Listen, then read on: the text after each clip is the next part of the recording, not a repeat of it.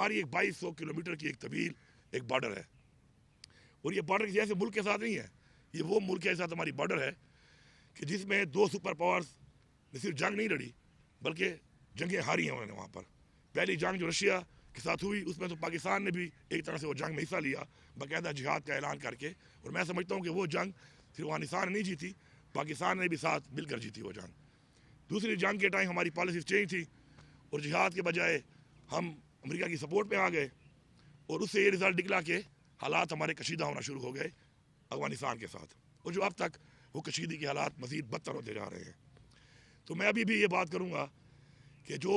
میں نے بار بار کہا، حکومت سنبھالنے کے بعد کہا، ہر میٹنگ میں کہا، اور تقریباً 3.5 مہینے پہلے میری اس بات پہ آمادگی کی اداروں نے اور فیڈرل گورنمنٹ نے کہ آپ TORs بنائیں اور افغانستان کے ساتھ مذاکرات کے لیے ہم آگے بڑھیں گے۔ تو TORs بھیجے ہوئے تقریباً 3-3.5 مہینے ہو گئے ہیں، بار بار میں ریمائنڈر بھی دے رہا ہوں کہ میرے ساتھ بیٹھو اس پہ، کیونکہ سے میں نے جرگے بھی کیے، پہلے چھوٹا میں نے ایک جرگہ بنایا، اس کے بعد فالوڈ بائی ایک بڑا جرگہ جو ہم نے ہر قوم سے بندے لے کے بھیجنا تھا along with جو فیڈرل گورنمنٹ نے ہمیں لوگ دینے تھے اپنے۔ تو ہمارا کام مکمل ہے اس لحاظ سے، لیکن یہاں سے ہمیں کوئی جواب بھی نہیں آ رہا، ہمارے ساتھ بیٹھ کے اس پہ بات بھی نہیں کی جا رہی۔ تو میں پھر دوبارہ یہ کہوں گا کہ ہمیں اس کے اوپر سنجیدگی سے سوچنا چاہیے، اس کے بغیر کوئی حل نہیں ہے اس کا، اور آپ کے سامنے جو حالات چل رہے ہیں اس کا جو رزلٹ آ رہا ہے دوبارہ، وہ ابھی ریسنٹلی جو ایک واقعہ ہوا ہے کاٹلانگ میں۔ اب کاٹلانگ کا جو یہ علاقہ ہے، جہاں جہاں بھی بارڈر کہیں پہ جا کے لگتی ہے تو اس کے نیچے کے علاقے بھی اس سے ظاہری بات ہے پھر متاثر ہونا شروع ہو جاتے ہیں اگر آپ پراپرلی اپنی ریٹ کو بحال نہ کریں۔ آپ پورے ساؤتھ کے بھی میں دیکھ لیں، نیچے کے جو ضلع ہیں وہ اس وقت سارے کے سارے جو ہے وہ دہشت گردی کے ساتھ میں آئے ہوئے ہیں۔ اس طرح جو اوپر والا علاقہ ہے اس میں بھی 9 مہینے پہلے ہمارے ایک SSP جو ہے اعجاز صاحب شہید ہوئے، یہاں پر ادھر ہی دہشت گرد موجود تھے اور ان سے مقابلے میں وہ شہید ہوئے، اور اسی علاقے میں ان کے جو ایلیمنٹس ہیں یہ پائے جاتے ہیں، اور اس کے اندر 2 بڑے میجر جن پہ بہت بڑے ہیڈ بنی تھے، 2 ٹیررسٹ یہاں پہ مارے گئے۔ لیکن انفارچونیٹلی کیپیسٹی کی کمی ہے، اور یہ فیڈرل گورنمنٹ کی ذمہ داری ہے کہ اس کے اندر ہمارے 10 بے گناہ شہری خواتین، بچے اور ہمارے شہری جو ہے اس میں شہید ہو گئے، جس پہ ہم مذمت بھی کرتے ہیں، اور ہماری ذمہ داری بھی ہے کہ اپنے شہریوں کو ہمیں تحفظ دینا ہے۔ تو اب میں جو ہمیشہ ایک بات کرتا ہوں کہ ہر چیز میں سیاست نہ کی جائے۔ مجھے نہایت ہی افسوس ہے فیڈرل گورنمنٹ کے اوپر، ان کے منسٹرز پہ اور وزیر اعظم پہ، کہ جس طریقے سے ہمارے شہری شہید ہوئے اور انہوں نے اس کو ایسا رنگ دیا جیسے کچھ ہوا ہی نہ ہو، جبکہ فیلئر ان کا ہے۔ میں یہاں پہ واضح کرتا ہوں کہ انٹیلیجنس بیسڈ آپریشنز ہوتے رہتے ہیں ان ایریاز میں جہاں پہ اطلاع ملتی ہے کہ ٹیررسٹ موجود ہیں یا کوئی تشکیل آ رہی ہے، اس میں ہماری پولیس بھی ہوتی ہے، CRD بھی کام کرتی ہے، اور آرمی ادارے لا انفورسمنٹ ایجنسی بھی کام کرتی ہیں۔ اس IBO کے اندر نہ ہماری حکومت کو پتا تھا اور نہ ہماری پولیس تھی اس کے اندر، یہ پیور آپریشن تھا اور ان اداروں کا تھا کہ جو فیڈرل گورنمنٹ کے نیچے آتے ہیں۔ بجائے اپنی کیپیسٹی بہتر کرنے کے، بجائے اپنی غلطی ماننے کے، افسوس کرنے کے، الٹا اس کو ایک اور رنگ دینا میرے خیال میں آنکھیں بند کرنے والی بات ہے، اور آنکھیں بند کرنے سے یہ مسئلے حل نہیں ہوتے۔ ہمارا یہ فرض ہے کہ جو کولیٹرل ڈیمیج پہلے بھی ہوا ہے عام شہریوں کا، مختلف جو میجر آپریشن ہوئے، اب یہ جو چھوٹے چھوٹے اس طرح کے جو IBOs ہیں جو ایسے علاقوں میں ہوتے ہیں، اگر ان میں بھی یہ کام ہوگا تو ہم اس کی مذمت بھی کرتے ہیں اور ہم اس کو برداشت بھی نہیں کریں گے۔ یہ ایک کلیئر میسج ہے ہمارا، ہم اپنے لوگوں کے ساتھ کھڑے ہیں، ہماری یہ ذمہ داری ہے، اور اپنی کیپیسٹی بلڈنگ ہم کر رہے ہیں۔ 30 ارب روپیہ جب سے حکومت آئی ہے ہم نے CRD اور پولیس کو دیا ہے اسٹرینتھن کرنے کی اپنی پولیس کو، لیکن اس طریقے سے آن بورڈ کیے بغیر اس طرح کا کوئی ایکشن کرنا اور اس کے بعد جو رزلٹ آئے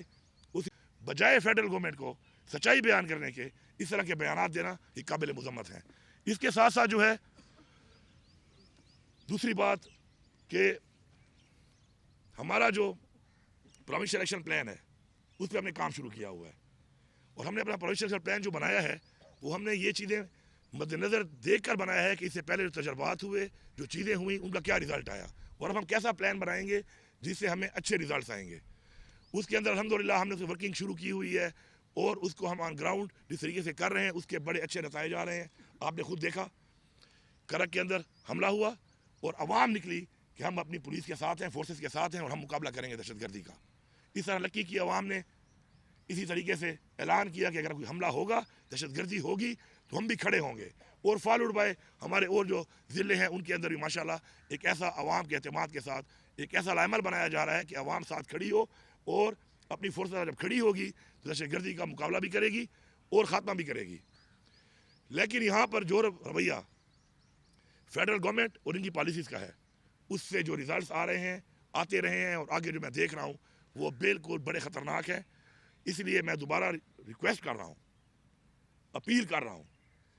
کہ جس بات چیت کے اوپر آپ نے آمادگی کی ہے اس کے اوپر آگے بڑھیں، اور آگے بڑھ کے، کیونکہ جب تک افغانستان کے اندر امن نہیں ہوگا، اس بارڈر کے اوپر حالات ٹھیک نہیں ہوں گے، اس وقت تک اس پورے ریجن میں امن قائم نہیں ہو سکتا۔ صرف باتوں سے، دعووں سے کچھ بھی نہیں ہونا، اور اس کے رزلٹ ہمارے سامنے ہیں جو ہم دیکھ رہے ہیں۔ بلوچستان کے حالات آپ کے سامنے ہیں۔ اب ہم یہ نہیں دیکھ رہے کہ ہمارے وہ لوگوں نے ہتھیار کیوں اٹھایا، اس کی وجوہات ہوں گی، ہماری غلط پالیسیز ہوں گی۔ اب انہوں نے ہتھیار اٹھا ہی لیا ہے تو ان سے نمٹنے کے لیے جس طریقے سے نمٹا جا رہا ہے تو میرے خیال میں یہ غلط ہے۔ اپنے لوگوں کو اون کریں۔ وہ کہتے ہیں one the hearts.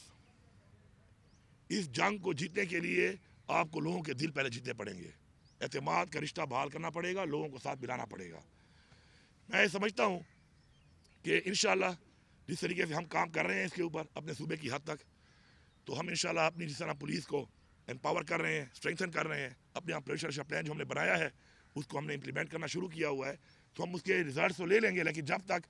Federal level کے اوپر اوور آل اس ریجن میں ہماری بارڈرز کے اوپر افغانستان کے اوپر پراپر کوئی بات چیت نہیں ہوگی تو ہمیں وہ ریزلٹس نہیں آ سکتے جو ریزلٹس ہم اس حوالے سے چاہتے ہیں۔ اس کے ساتھ ساتھ افغان ریفیوجیز کا جو معاملہ ہے اس پہ پختونخوا حکومت کا بڑا ایک واضح قسم کا موقف ہے کہ اپنی روایات کو دیکھتے ہوئے ہم کبھی بھی لوگوں کو اس طریقے سے، اس طرح پہلے ہوا کہ لوگوں کو جا کے بارڈر پہ چھوڑ دیا گیا بے سر و سامانی کی حالت میں، بچوں کو، خواتین کو، بزرگوں کو، اور اس سے پاکستان کا امیج خراب ہوا ہے ہیومن رائٹس کے حوالے سے، وہ سب کے سامنے ہے۔ چونکہ یہ فیڈرل سبجیکٹ ہے، انلیگل جو فارنرز ہوتے ہیں، لیکن ہمارے صوبے میں ہم نے کیمپ لگا لیے ہیں، ہمارے صوبے میں والنٹیئر بنیاد پہ جو جانا چاہتا ہے ہم اس کو فیسیلیٹیٹ کریں گے، ان کو کھانا کھلائیں گے، عزت دیں گے، اور اپنے اخراجات کے اوپر ان کو عزت سے چھوڑ کے بھی آئیں گے۔ جو یہاں سے لوگوں کو لے کے آتے ہیں ان کے لیے بھی ہمارا یہی رویہ ہوگا اور یہی ہماری روایات ہیں۔ لیکن صوبے کی پولیس، صوبے کی انتظامیہ کسی کو بھی زبردستی نہیں نکالے گی وہاں سے، یہ ایک کلیئر میسج ہے، کسی کو بھی نہیں نکالے گی، کیونکہ ان حالات میں کسی کو اس طرح نکالنا کہ وہاں پر ان کے لیے بندوبست نہ ہو، وہاں پر حکومت ان کو اون نہ کرے، وہاں پہ ان کی رہائش کے لیے، ان کے کھانے پینے کے لیے، ان کی زندگی گزارنے کے لیے کوئی ارینجمنٹس نہ ہو، تو اس طریقے سے لوگوں کو باہر بھیجنا، بلکہ اس طریقے سے نکالنا جو ہے وہ نہ ہماری پالیسی ہے، نہ ہی ہماری روایات ہیں، اور نہ ہی ہم ایسا کرنے دیں گے۔ آخر میں صوبے کے NFC کے حوالے سے اور کچھ اور چیزوں کے حوالے سے بات کرتا ہوں جو کہ بیسیکلی جڑ ہیں کہ یہ جو حالات بن رہے ہیں، اور ہم نے جو مرج کیا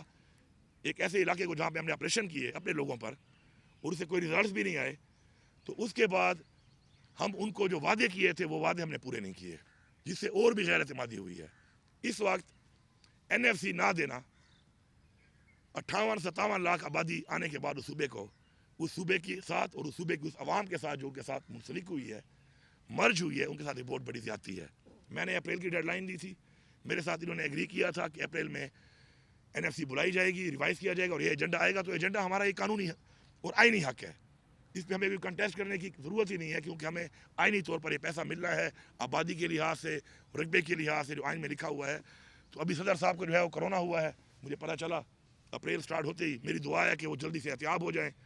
کیونکہ اپریل میں ہی NFC ہونی ہے اور ان کا ہونا ضروری ہے، نہیں تو پھر قائم مقام صدر جو بھی ہوں گے ان سے ہم یہ کام کرائیں گے۔ میں بڑا واضح بتا رہا ہوں، اپریل مینز اپریل، یہ میرا آئینی حق ہے، اس آئینی حق کے لیے پھر میں نکلوں گا، پورے صوبے کی عوام کو بھی لے کے نکلوں گا، پورے صوبے کی پولیس کو، انتظامیہ کو، سرکاری ملازمین کو، سب کو لے کے نکلوں گا۔